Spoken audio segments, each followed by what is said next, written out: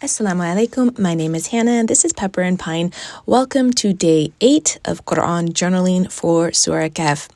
So I have my Ibn Kathir Tafsir that I'm using, as well as my Qur'an notebook, which I'm really enjoying. I hope that you'll check it out. I also have my journal, which is just blank drawing paper pages that I've had bound with a spiral bound. I'm flipping through some of the previous work that we've done. I'm really liking the way that it's turning out, but each day I'm doing something a little bit differently. I'm going to share with you what I'm doing today because today is a very short entry and I was going to add more to this page, and I am, but I'm going to save that for the next day's work. So I have my Qur'an notebook, which has the Qur'an on one side, the translation on the other side, as well as a large space with blank pages so that you can write your notes. In some cases, I need more space to write more notes, and in other cases, it's just the right amount of space. So I'm referring to my Ibn Kathir Tafsir book to see if there's anything else that I want to add for this entry because it's going to be pretty short. I've also listened to an online Tafsir lecture, and you can find the links to that playlist down in the description box below, and you can find the links to all of the materials that I'm using on the blog post that accompanies this video, and you can also find that link down in the description box below.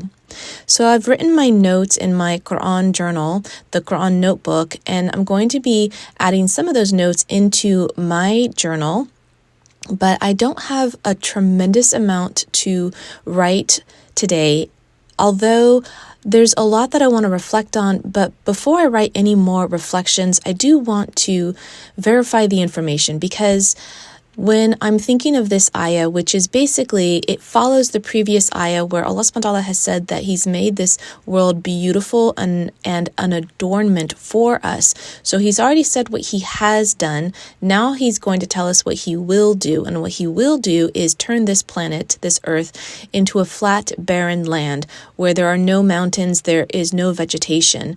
So the mountains, for me, it's like they'll crumble to dust. There'll be nothing, and the vegetation will be dead. It'll be barren, it'll be flat.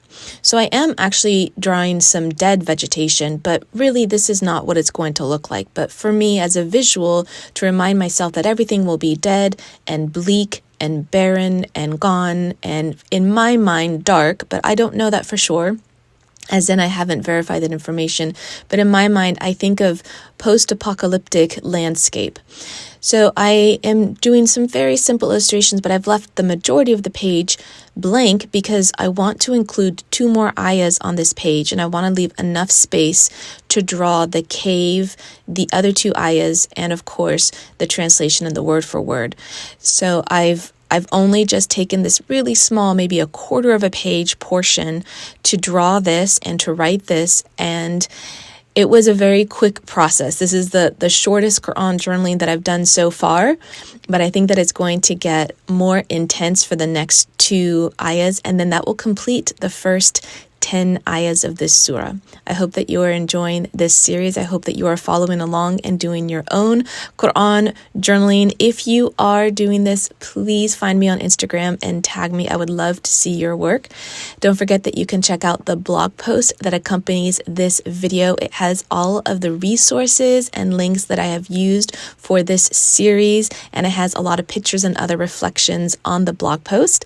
And if you'd like to see how we are Qur'an journaling on a daily basis, you can find me on Instagram at Pepper and Pine.